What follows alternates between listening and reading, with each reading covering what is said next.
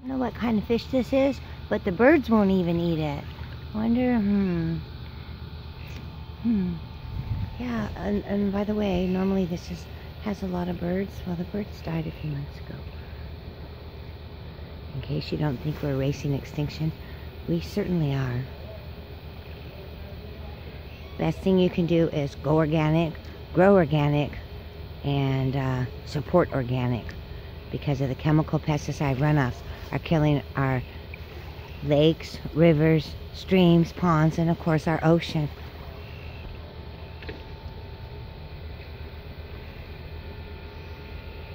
Beautiful morning here.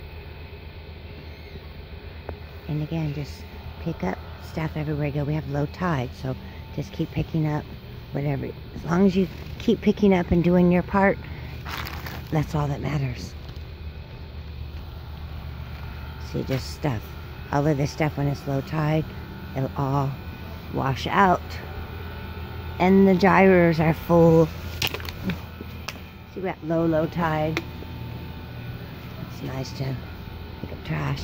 You don't have to wait for beach cleanup, you know, and get your famous toxic t-shirt. You can do it every day, all day.